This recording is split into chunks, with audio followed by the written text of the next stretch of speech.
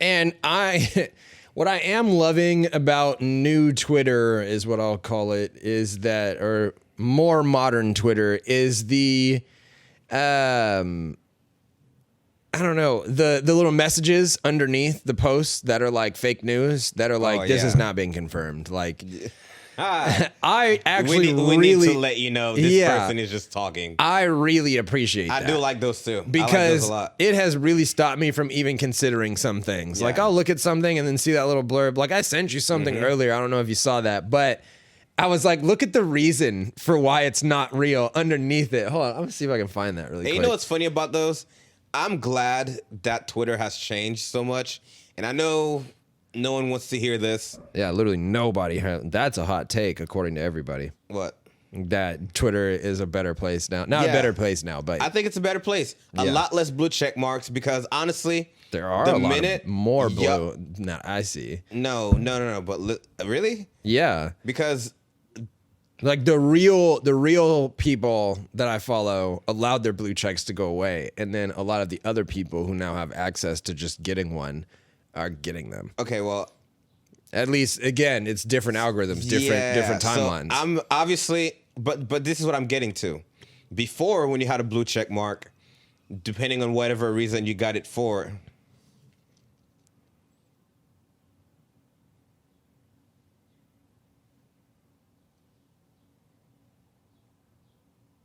and I'm like, yo, that's boss. Yeah. See? Right? See, and okay. Yeah, this is a prime example. Clout, but Daily Loud. I blocked that account. Oh, really? Yeah, easy. Dang.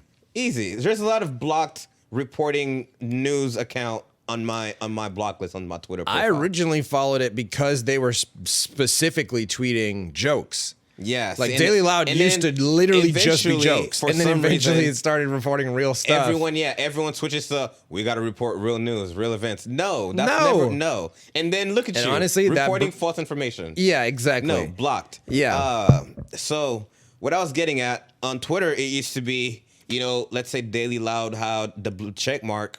A lot of times you would have to take what they said as the truth. Because clearly you're an organization with influence that earned the infamous blue check mark. Yeah. But now we know a lot of y'all would have paid for it if that was the option in the first place. Yeah. Right? And a lot of people now who lost their blue check mark, which let me explain to you how that really ended up working out. A lot of people who lost their blue check mark, to me, it made sense because just because you work at Spotify doesn't mean you should have a blue check mark. Yeah. Because now that blue check mark could mean a lot of things based on what you're tweeting and whatever it is that you're actually doing. So now I think it's good to know this person doesn't know what they're talking about. Sure, he has a blue check mark that he paid for, one. And two, he doesn't know what he's talking about. I think it works out well. To Twitter Blue. Because the other version of having a blue check mark now, which I found out because of pro athletes that I follow, is if you're tied to in the soccer world, Real Madrid just played Manchester City. It was a 1-1 final.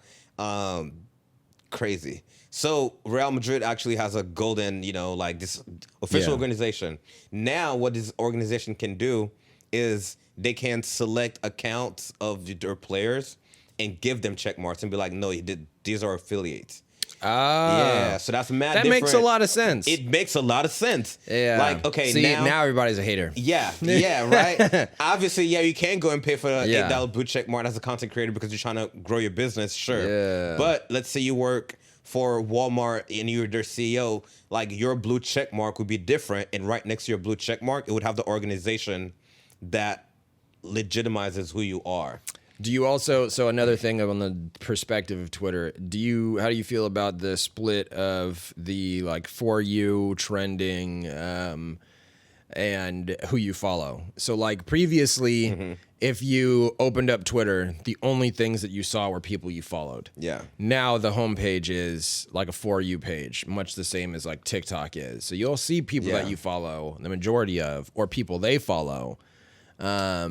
And then just sponsored content. I've and other trained things. mine enough to now when I open my Twitter, it's just the people I follow. It doesn't open to the other side. I don't know. I'm just saying, like, overall, how do I feel how would about you? it? Yeah, like, do you ever use those sections? Obviously, like the trending section is something that we comb through relatively Honestly, often, but like, again, I know how this sounds because I know what the cliches and I know what the public opinion is about it. I've started using social media on a more business aspect than it is. Obviously, I'm still getting jokes. I'm still getting my laughs out of it. But a lot of the people that I follow now have tailored my algorithm in such a way that, like, I like it. Like I said, I think Twitter's gotten cleaned up a lot. I guess if you want to call it old Twitter, I spent a lot of time blocking accounts, reporting stuff. I don't want to see this. I don't want to see that. And now, you know what I mean? Like when I get on my Twitter, even if I'm on the For You page, it's like soccer, it's games, it's, you know, like your art, and it's like what my friends are actually, it's a good mix, and it's no more random.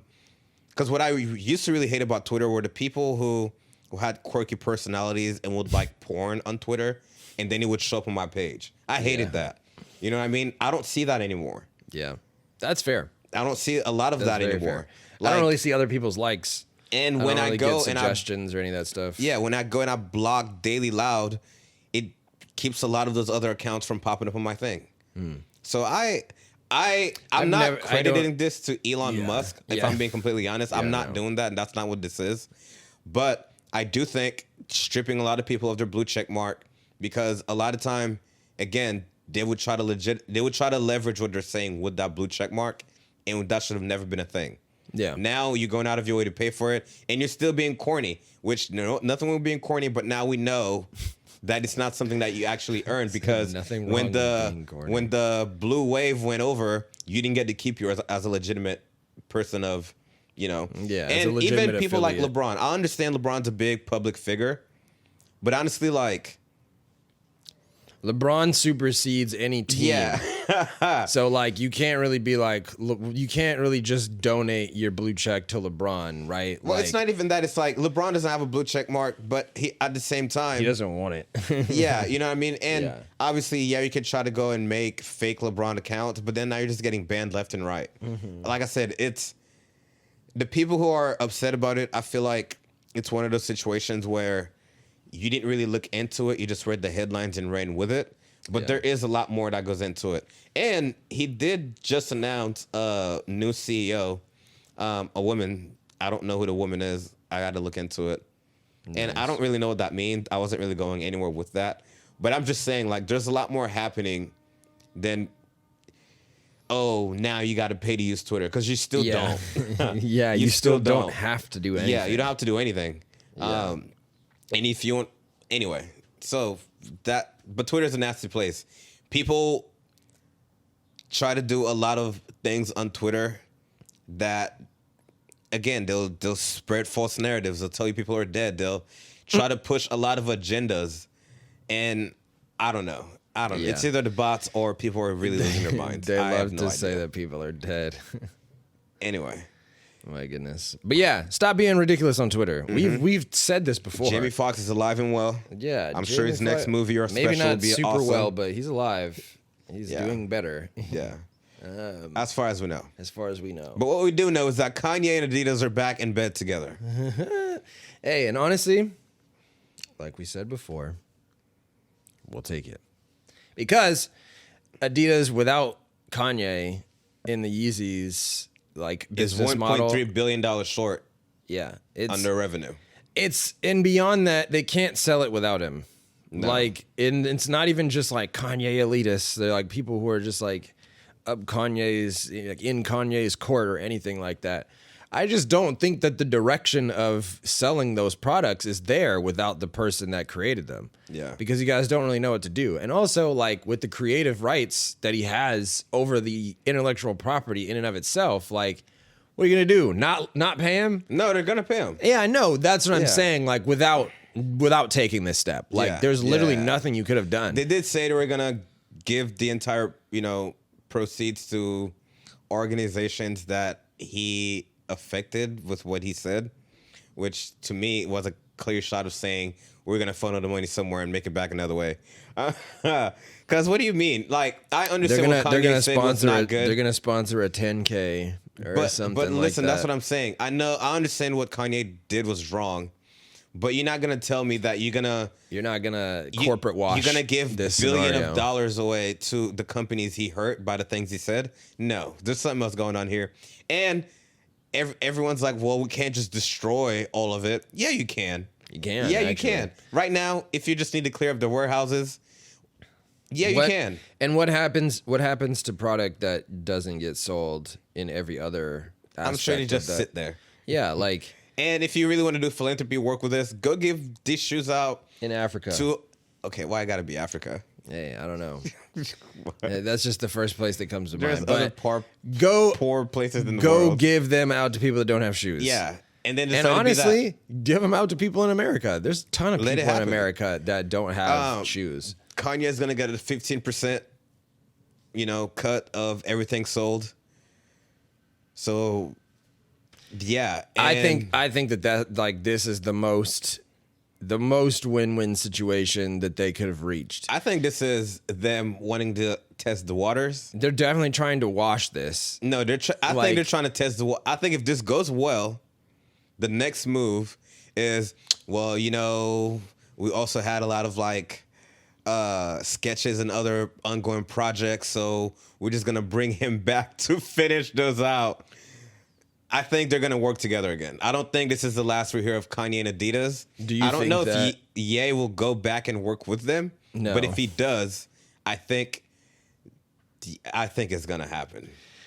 Okay, so in terms of the like possibility for unreleased work coming out, I think that in that regard, their best bet would be to not do that. I know they may try to do it, but I think it would be in their best interest not to attempt. I feel like at that point, no one's gonna care about. I guess probably not, but at the same time, in the longevity of your company, it doesn't look great. If they put out $1.3 billion worth of product and it sells out within a week, even, you know what? Let's just say even a month or however long they put out these products. You don't think they're gonna try to make a move on this? I don't think again, like you said, they can't do it again with Kanye. Yeah, they can. I didn't say that. I think they can. I don't think they would. I don't think he would either. I think they both would. Obviously, Adidas will keep being that company without Kanye and vice versa. But I think if these products hit the market and they fly off the shelves and no one's really that upset about it, or it creates enough buzz for Adidas stocks to like move any positive way. What if, bro? Shadow meetings are gonna happen. What if we get a Bud Light situation? That's not gonna happen. That's not gonna happen. What if? Only because. What if people buy them and then Adidas is like, hey, we made our money back. That's good. I'm like, we're cool. And then people just destroy them. With what? I don't know.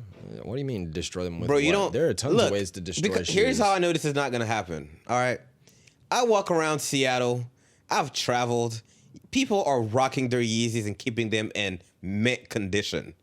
I know there is a line of people already with their credit cards lined up to buy the shoes when they drop.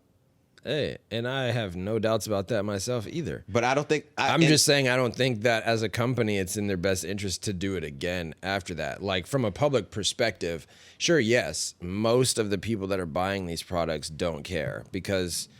Let's just be real. They're not interested in politics. They're not interested in the race wars. They're not interested in any of that stuff. They sit on their computers all day and night and use bots to buy shoes. So, like, I mean, not all of them, but that's what I'm saying. Like, that's the kind of people that we're dealing with, not people who are just like activists. Like activists aren't going to be engaged in this because they don't want to be associated with Kanye West. But I think that's the exact reason why Adidas can go and work with him again because their demographic. They see that their demographic aren't the people who cares about what he said. If I'm being completely honest, I don't think Balenciaga's demographic cares about what he said either. I think if they would have dropped more clothes with him, they would have sold easily. Not even saying what he said wasn't that bad. It's just the kids lining up to buy Yeezys